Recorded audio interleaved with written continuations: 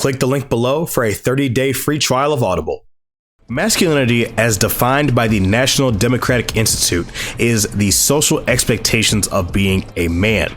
In the modern day, society has varying degrees on what it means to be a true man or not, which, to be perfectly honest, is starting to have detrimental effects on the youth, almost to an unseen effect. While yes, when I was a young and impressionable teenager and my brain was in the process of forming to completion, I was in the same vein of this red-pilled anti-SJW subject matter. And I gotta say, in my youth, I was pretty edgy, and I do not hold the same beliefs I hold now, which honestly is how it should be. That's what life is, growing and evolving.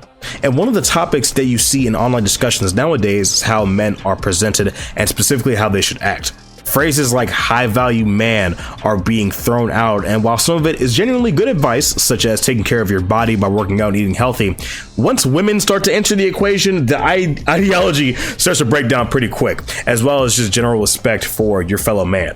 According to the Crowther Center, positive masculinity is defined as the expression of attitudes and behaviors, character strengths, and virtues which any gender might have that have been embodied and enacted by males for the common good, both individually and for the community. So today I want to specifically sit down and talk about some examples of positive masculinity in the anime genre, as a substantial portion of anime enjoyers are just like me when I first discovered the medium, that being young men. Starting off, one of the best examples I can give outright as an example to kick off this discussion would be the father of shonen itself, Son Goku. Now I know what a lot of you are about to say. Piccolo is Gohan's real dad, Daffy. Goku is a deadbeat. He's never around for his kids. Shut the fuck up. Unoriginal takes aside, I actually think that while yes, Goku definitely has his flaws, as any normal human being does, I think that Goku's best quality as pertaining to this discussion is owning up to his missteps. Whenever Goku has encountered a problem of his own creation, he always took it upon himself to find a solution and course correct to the best of his ability. We see this all throughout the course of Dragon Ball, but more specifically in Z when Goku is an adult.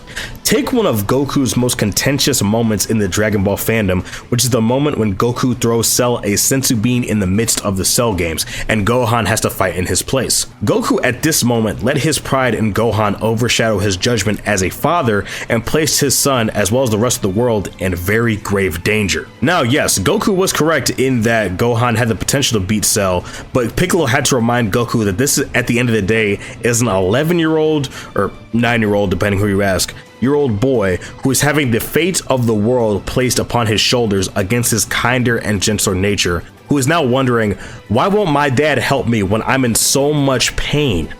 Goku looks absolutely mortified upon this realization, and when all hope looks lost, Goku decides to fix the situation as best as he can and sacrifices himself in a last-ditch effort to spare everyone from Cell's wrath. Goku knows how grave his mistake was, and so he owned up to his error and attempted to atone for it in the only way he knew how. We actually see that he actually did not want to be resurrected with the Dragon Balls after this, because he felt that his very presence was giving birth to so many different things that were detrimental for society at the time, and putting the Z Fighters and Earth in so much more danger. He was like, hey, you guys are probably better off with me being dead. I'm sorry. This isn't the first time that Goku has died in the series, but in this instance, this is specifically from Goku's and Vegeta's, and honestly, I mean, shit, even Krillin's own missteps and miscalculations. One of the big things about being a man is owning up to your mistakes and rectifying them to the best of your ability, not running away from a mistake you made. Fantastic example for Goku that I can think of here, man. And even partaking to the whole Goku doesn't care about his family, we know that's not true either. Goku loves his kids, as well as his wife, just as any other family man would. In Dragon Ball Super, we get these small slice of life moments where Goku talks to baby Pan about how much he loves her, and if he was feeling better, he would try to be an awesome grandpa and show her all the stars in the sky. We even have this wholesome visual of Goku asleep in bed with Chi-Chi and Goten. I mean, shoot, at one point, Goku was off to train with Whis, and Goten wanted to try and tag along with him, to which Goku had zero issues with it and was fully prepared to take his youngest along with him before Chi-Chi shut him down. Goku is not opposed to family time whatsoever.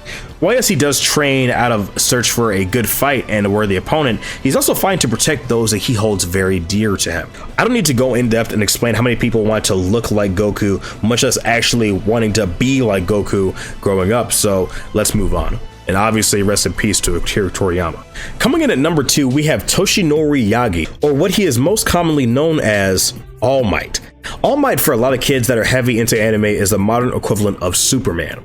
All Might has repeatedly shown us that he deserves the title of the symbol of peace. Not only is All Might in his prime one of the strongest heroes to ever exist, if not the strongest hero to ever exist, but besides Deku, if he still has his quirk as a grown-ass man. Honestly, the way the story's going, I have no idea. I think it's a possibility that Deku could lose his quirks again, but I don't know. Toshinori embodies one of the best qualities in being a man, and that is leadership and guidance. When it comes to the other students at UA besides Midoriya, All Might is still nurturing and attentive to their development as heroes. While yes, it is for their safety to know and understand their powers so they don't place themselves or civilians in danger, but also to promote their growth and strength as individuals. More specifically, when it comes to Midoriya, All Might is willing to mold and cultivate this young man to proper fruition and has no qualms about putting his life on the line for him.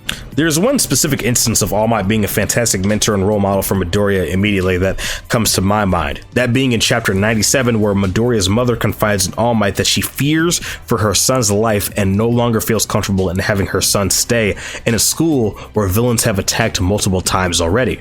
Obviously, this is a reasonable reaction for any parent that even remotely cares about their child, and Midoriya attempts to come to Toshinori's defense with saying that his injuries are his own fault and that the teachers did attempt to warn him, but Izuku's mom is still unshaken. Midoriya even goes and shows his mother a letter that he received from Kota, the boy he saved from Muscular, and states that he still wants to be enrolled in hero courses, even if it isn't UA, because he still wants to become a real hero. Toshinori proceeds to go into a full Dogiza bow and apologizes to Midoriya's mother, and even goes as far as to go into his full All Might transformation to put his conviction on display. Toshinori begs for Midoriya's mother to not take him out of UA. Toshinori states that the path he walked on to become a hero was a bloody one, yes, and that is precisely why he wants to give his all to Midoriya, so he does not make those same mistakes. Toshinori even goes as far as to say that he would give his life to protect and raise Midoriya right. This is an extremely powerful moment for his character. In this moment, Toshinori takes full responsibility for Midoriya's actions and has no problem humbling himself and asking for forgiveness. That is a major component of living as an alpha male, and that is to accept your mistakes, similar to how the first example with Goku went, and for whoever you wronged to ask for grace and to vow to do better, not to make excuses. Instead of running away from your faults, confronting them directly, this is a fantastic moment. Putting your pride aside and embracing humility is definitely a fantastic message for young men. Coming in at number 3, I have Bruno Bucciarati from JoJo's Bizarre Adventure. This is probably an odd example, as when it comes to masculinity in a positive light, people would think of Josuke from part 4 or Joseph from part 2, but I genuinely think that Bruno is a fantastic example. While the previous 2 examples that I have listed are more extroverted in their personalities, Bruno is a bit more reserved. Not shy, but reserved and calm. Bruno is revered in the JoJo fandom for unbounding kindness and his sense of justice. As an example of Bruno's kindness, when his parents divorced, Bruno chose to actually stay with his father rather than his mother, as he believed that he should stay with the parent that he thought was going to suffer more in the separation. Quite interesting here, because in modern media and in real life, women are portrayed often as having sole or majority custody when it comes to children, which is a shame because sometimes courts do get these things wrong and children would actually thrive under primary care of their fathers than their mothers in some cases. Such as here. Fathers are just as important as mothers. Don't let anyone ever tell you anything different. Bruno's relationship with his crew is the backbone of their strength because of how Bruno has stepped into their personal lives for the better. Mista was released from prison. Fugo was rescued from a life of petty crime to, well, more crime, but like higher tier crime. And then Narancia is actually an interesting example because Bruno on 2 different occasions actively tells Narancia to stay away from Passione and to live a different life. The first being when Narancia is still recovering after being in the hospital for weeks due to being malnourished and suffering from the eye disease his mother passed away from. And Bruno actually gets angry in this instance and tries to steer Narancia on a different path more aggressively, as he's exceptionally young and still has his whole life ahead of him. But then in the second instance, Bruno actually gives Narancia a choice of whether Narancia should stay with Bruno's group since they are defecting from Passione entirely because of Diavolo's murder attempt on Trish. In the second instance, Bruno actually decides to respect Narancia's decision as a young man and asks him, do what you want to do. I can't tell you to do anything, but you're probably not built for this. Similar thing with All Might, being a competent, well-meaning leader. steering the youth on course. That is what I'm talking about. Bruno's sense of justice is interesting as well, because while yes, he is a gangster, the drug trade disgusts him to an almost violent degree, as it is almost what got his father killed. He also outright rebelled against Diavolo when it was revealed that Diavolo was actually trying to kill Trish rather than escort her to another location. He defected from the leadership that he has been under for so long, but due to his own personal convictions and what he knows to be right, he stood on that. He was standing on business. Being a competent, fair, and caring leader is an essential part of positive masculinity. And then to wrap things up, we're coming in at number 4, and number 4 would be Thorfinn. Now, I made a video about a year or so ago talking about how Vinland Saga is important, and I'm not gonna try to rehash every single point from that video. I'd rather you go check it out yourself and give me your thoughts on it. But man, Thorfinn's personal development in season 2 of Vinland Saga is absolutely the biggest and most important thing that season has to offer. But when we talk about true personal inner strength, we talk about ideas, we talk about your ideals, we talk about morality, some of these things you just can't compromise on.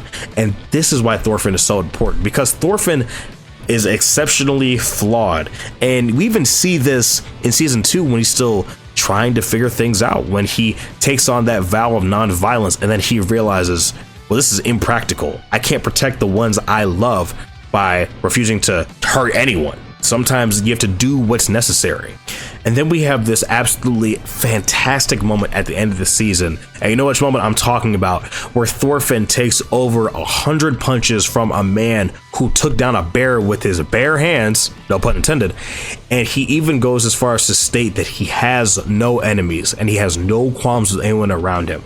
And that's a really big thing that I feel needs to be talked about, is especially in the modern day, a lot of these young men are being filled with all this angst and hatred and all these different negative emotions because they feel like the world is out to get them and only they can see through the matrix and all these different things, when in reality, a journey of peace means a lot. When I tell you that Vinland Saga actually changed my brain chemistry for the better, like, I'm actually being so serious. This is why stories and consuming media is so important, because it can actually change your worldview. Understand that hatred and just sitting in despair and just sitting in anger, it will literally rot your brain chemistry. That's so important for a lot of young men to understand. Choosing to become a better, a kinder person, and even treating yourself like you would treat a stranger, that's also very important. Making sure you're taking care of yourself mentally, physically, and also making sure that you're giving yourself grace when you make a mistake.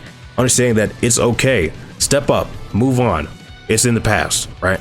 So many important lessons come from Vinland Saga, man. And I actually really want to get into Vagabond. I've been trying to buy a physical copy for like a year and I can't find it. It's making me very angry. But from what I have heard, I believe that Vagabond has very similar story structure and theme that Vinland Saga has. And yeah, that's gonna be doing it for this video, guys. Just make sure you let me know in the comments below what are some examples of positive masculinity when it comes to anime that you can think of, or even just animation in general, or hell, even just the media genre at all. I'm curious. Anyway, guys, it's me, your boy Daffy. Thank you guys so much for joining me on this video. Make sure you leave a like in the video, subscribe, and yeah, I know this isn't my usual brand of content. I usually, focus more on JJK and those kinds of things, but this is definitely something that I felt was important to me and I want to talk about. But yeah, I will see you guys in the next video. Y'all make sure you take care of yourself, guys, and have a good one. Peace.